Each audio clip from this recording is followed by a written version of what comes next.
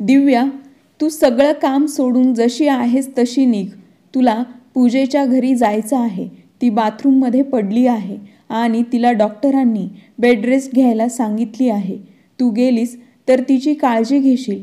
ती लहान मुलांना आणि घराला कसं मॅनेज करेल? अलकाताईंनी दिव्याला आदेशच दिला. पण आई, पूजाताई तर एकट्या नाहीत.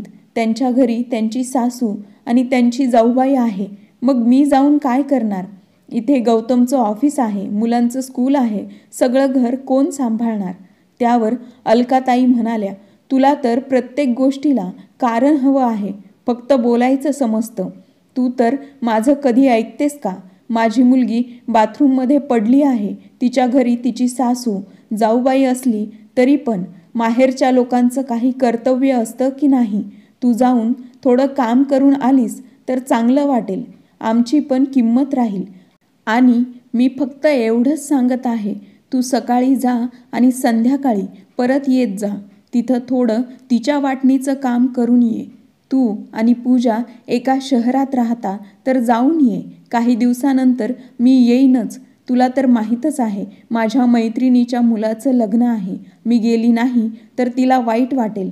आता दिव्याजवळ काहीच पर्याय नव्हता. तिने गौतमचा डब्बा बनवला आणि मुलांना स्कूलमध्ये सोडून आली. घर जसं होतं तसंच पडू दिलं. कुलूप लावून स्कूटीवरून ती नंदेच्या घरी गेली. नंदेचं घर 5 किलोमीटर दूर होतं. तिथे जाऊन पाहिलं तर पूजाताई अंथरुणावर झोपल्या होत्या. कामवाली बाई काम करत होती. दिव्या गेली, पण पूजाताईने तिला पाणीही विचारलं नाही. उलट दिव्यालाच ऑर्डर दिली की वहिनी, एक ग्लास पाणी घेऊन या आणि चहा पण बनवा. आपल्या सुनेच्या वहिनीला आलेलं पाहून पूजेची सासू आणि जावेने काम करणं सोडून दिलं. चहा बनवण्यापासून सुरुवात झाली ते जेवण संपवूनच संपलं. पूजाने सर्वांना जेवण वाढून आपल्या घरी निघून आली. रात्र झाली होती. तिच्या मुलांना तिच्या मैत्रिणीने ठेवून घेतलं होतं. दिवसभर मुलांनी काही खाल्लं होतं का नाही हेही तिला माहीत नव्हतं. नंदेच्या घरी सगळं काम संपवून आली होती, पण कोणी म्हटलं नाही, मुलांसाठी आणि गौतमसाठी जेवण घेऊन जा. तिथे जाऊन कधी तू जेवण बनवणार? वेळ पण झाला आहे. पूजाने पण घरी आल्यानंतर खिचडी बनवली. आता तर रोज सकाळ होताच सासूबाई फोन करत होत्या आणि दिव्याला पूजाताईच्या घरी जावं लागत होतं. पूजाताई पण अंथरुणावरती झोपून रोज सासरच्या लोकांसाठी नवनवीन मेनू बनवायला सांगत होत्या. 5 दिवस दिव्या जात होती, पण शनिवारी दिव्याने जाण्यासाठी नाही म्हणून सांगितलं. कारण मुलांना आणि गौतमला सुट्टी असते. तेव्हा अलकाताई दिव्याला म्हणाल्या, मग तर चांगलंच आहे. सुट्टी आहे तर तू जेवण बनवून जा. सुनबाई, हे बघ, आपण मुलीकडचे आहोत. पूजाच्या सासरी जाऊन तिच्या वाटणीचं काम करणं आता तुझी जबाबदारी आहे. मी मैत्रिणीच्या मुलाचे लग्न झाले की लगेच येते. दिव्या आता वैतागून गौतमला म्हणाली, गौतम, मी खूप कंटाळून गेलेली आहे. ही कोणती पद्धत आहे? माझं पण घर आहे, माझी पण मुलं आहेत. इथलं पण काम करू आणि पूजाताईंच्या घरचं पण काम करू. कधीतरी जाऊन त्यांची चौकशी करणं ते ठीक आहे, पण रोज रोज जाऊन तिथं काम करणं मला चांगलं वाटत नाही. मी मुलांच्यावर आणि घरावर लक्ष नाही देऊ शकत. पूजाताईंच्या घरी त्यांची सासूबाई आहे, जाऊबाई आहेत. घरच्या कामासाठी नोकरानी पण आहे. मग मी जाण्याची काय गरज आहे? गौतम काय बोलणार? सुरुवातीपासूनच अलकाताईंसमोर त्याची बोलायची हिंमतच झाली नाही. गौतम म्हणाला, तू 2 दिवस अजून जा, नंतर सोमवारी आई येणारच आहे. दिव्या गप्प झाली आणि मन मारून अजून 2 दिवस गेली. सोमवारी सकाळीच अलकाताई आल्या आणि सरळ आपल्या मुलीच्या सासरी गेल्या. तिथूनच 1 तासाने फोन केला, दिव्या, मुलांची रूम थोडी मॅनेज कर. मी पूजाला तिथेच घेऊन येत आहे. हे ऐकून दिव्या चकित झाली. सासूबाई पूजाताईंना इकडे का घेऊन येत आहेत? तिच्या मुलांची परीक्षा जवळ आली होती. दिव्याने गौतमला फोन केला, पण तोपर्यंत अलकाताई पूजाला घेऊन निघाल्या होत्या. घरी येऊन सासूबाई आपल्या मुलीची देखभाल करू लागल्या. सासूबाई म्हणाल्या, मी तिथे थांबले असते तर चांगलं वाटलं नसतं. मुलीच्या सासरी कसं राहायचं म्हणून विचार केला, इथेच घेऊन येते आणि पूजेची देखभाल चांगली करू शकेल. तिच्या सासूला आणि जावेला पण आराम मिळेल. दिव्या, उद्यापासून पूजेची मुलं इथूनच स्कूलसाठी जातील. त्यांचा टिफिन बनवत जा आणि त्यांना सोडायची आणि आणण्याची जबाबदारी देखील तुझीच आहे. अलकाताईने काही न बोलता आदेश दिला. दिव्याला समजलं होतं, सासूबाई तिथे राहिल्या असत्या तर सगळं काम त्यांनाच करावं लागलं असतं. इथं फुकटची नोकरानी आहे ना मी, जे सगळं काम करेल. आता दिव्यावरती डबल जबाबदारी आली होती. सर्वांचं जेवण बनवत होती. मुलांसाठी टिफिन, दूध, नाश्ता, स्कूलला घेऊन जाणं, त्यांना परत घरी घेऊन येणं आणि अजून भरपूर कामं करत होती. अलकाताई आणि पूजा दिवसभर बोलत राहत होत्या आणि रोज नवनवीन मेनू बनवायला सांगत होत्या. अलकाताई आपल्या मुलीची चांगली काळजी घेत होत्या. तिला वेळेवरती औषधं देणं, चहा, नाश्ता, जेवण सगळी जबाबदारी चांगल्या प्रकारे पार पाडत होत्या. दिव्या मात्र कंटाळून गेली होती. त्यातच रविवारी पूजाच्या सासरचे लोक तिची तब्येत विचारण्यासाठी येत होते आणि जेवण केल्याशिवाय जातच नव्हते. कसा तरी 1 महिना गेला. पूजाताई आपल्या घरी निघून गेल्या आणि अलकाताई परत गावी गेल्या. काही महिन्यानंतर दिव्याचा स्कूटी चालवत असताना ॲक्सिडेंट झाला. तिच्या पायाला फ्रॅक्चर झालं होतं.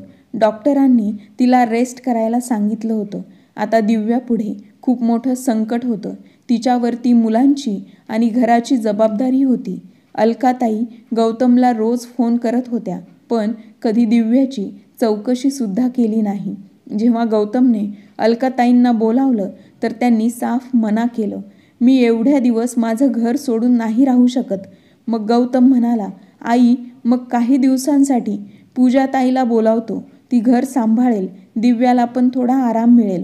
सासूबाई म्हणाल्या, माझी मुलगी तुझ्या बायकोची सेवा करायला काय येईल? तिचं पण घर परिवार आहे. असं कर, तू दिवसभरासाठी एक कामवाली ठेव. आई मला एवढा पगार नाही की मी दिवसभरासाठी एक कामवाली ठेवू शकतो. गौतम थोडा रागाने म्हणाला. त्यावर सासूबाई म्हणाल्या, मग तू सुनबाईच्या आईला बोलाव. पण हो, सुनेची आई कशी येणार? ती तर अंथरुणावर पडून आहे. गौतम तुझं तू बघ, तुला काय करायचं आहे ते. मी तर येऊ शकत नाही. गावात पारायण चालू आहे आणि मी रोज ऐकायला जाते. धर्माचं काम मी सोडून नाही येऊ शकत. अलकाताईने असं म्हणून फोन कट केला. गौतम खूपच आश्चर्यचकित झाला होता. त्याला त्याच्या आईकडून आणि बहिणीकडून ही अपेक्षा नव्हती. जर दिव्या तिथे जाऊन त्यांची सेवा करू शकते, मग आई आणि ताई इथे येऊन काही दिवस का नाही करू शकत? दिव्या काही बोलली नाही. दिव्याने झाडू, फरशी आणि भांड्यासाठी कामवाली ठेवली. जेवण दिव्या आणि गौतम दोघं मिळून बनवत होते. दिव्या भाजी कट करून देत होती आणि गौतम चपात्या बनवत होता. मुलांसाठी बस लावली होती. मुलं स्वतःचं काम स्वतः करत होते. 1.5 महिन्यांनंतर सगळं व्यवस्थित झालं. दिव्या परत आपलं काम करू लागली. अलकाताई एकदा मंदिरातून येत होत्या तेव्हा त्यांना एका गायीने टक्कर मारली. त्यामुळे त्यांचा हात फ्रॅक्चर झाला होता. डॉक्टरांनी त्यांना काम करण्यास मनाई केली होती. तेव्हा अलकाताईंनी दिव्याला फोन केला. दिव्याने फोन स्पीकरवर ठेवला होता. सुनबाई, तू तुझं सामान बांधून गावी ये. डॉक्टरांनी मला 2 महिने आराम करायला सांगितलं आहे. संकट आपल्या घरातून जाण्याचे नाव घेत नाही. पहिल्यांदा पूजाला घेरलं होतं, आता तुझ्या सासूला घेरलं आहे. हे ऐकून दिव्याचा पारा चढला. दिव्या म्हणाली, आई जेव्हा मला तुमची गरज होती त्यावेळी तुम्ही आला नाहीत. यायचं तर दूर, तुम्ही कधी माझी चौकशीसुद्धा केली नाही. आणि संकट फक्त तुमच्यावर आणि पूजाताईंवरतीच नव्हतं आलं, माझ्यावरतीही आलं होतं. तुमच्या मनात असतं तर तुम्ही बाबांना घेऊन इकडे येऊ शकला असतात. आमची थोडी मदत झाली असती. तुम्ही जशी तुमच्या मुलीची सेवा केली तशी माझी केली नसती तरी चाललं असतं, पण तुमच्या मुलाला आणि नातवंडासाठी तरी आधार बनला असतात. सुनेने सर्वांची सेवा करायची, सर्वांसाठी खर्च करायचा, पण जेव्हा सुनेला गरज असते तेव्हा तुमची काही जबाबदारी नाही का? पूजाताईंच्या घरी तर कितीतरी लोक आहेत, तरी पण तुम्ही मला तिथे काम करण्यासाठी पाठवलं. माझ्या इथे तर कोणी नाही. आम्ही पूजाताई एवढे श्रीमंत नाही की प्रत्येक कामासाठी नोकरानी ठेवू. तुमचा जीव तर तुमच्या मुलीवर आहे आणि तुमची जबाबदारी पण फक्त तुमच्या मुलीच्या प्रतीच आहे. मग सासूबाई, तुमची सेवा करण्यासाठी तुमच्या मुलीलाच बोलावून घ्या. तेव्हा सासूबाई म्हणाल्या, बघ गौतम, तुझ्या बायकोला जरासुद्धा लाज नाही. आपल्या सासूशी कशी बोलत आहे. सुनेचं कर्तव्य असतं सासूची सेवा करणं. तेव्हा गौतम म्हणाला, आई, दिव्या चुकीचं बोलत नाही. ती गावी येणार नाही. मी उद्या एकटा येत आहे. तू म्हणत असशील तर पूजाताईला बरोबर घेऊन येतो. तू तिला फोन करून सांग येण्यासाठी. अलकाताई यावर काहीच बोलू शकल्या नाहीत. मित्रांनो, नेहमी असंच होतं. सुनेकडून सगळे हीच अपेक्षा करतात. तिला कितीही त्रास होऊ द्या, पण तिने सासूची आणि नंदेच्या सासरच्या सगळ्यांची आवाज न करता सेवा करावी. पण जेव्हा सून आजारी असते किंवा कोणत्या तरी संकटात असते, तेव्हा सासूची जबाबदारी नसते का? तुमचं मत कमेंट बॉक्समध्ये नक्की कळवा. कथा आवडली असेल तर कथेला लाईक आणि शेअर करायला विसरू नका आणि चॅनलला सबस्क्राईब करायला विसरू नका. भेटूया नवीन एका व्हिडिओमध्ये नवीन एका कथेसह.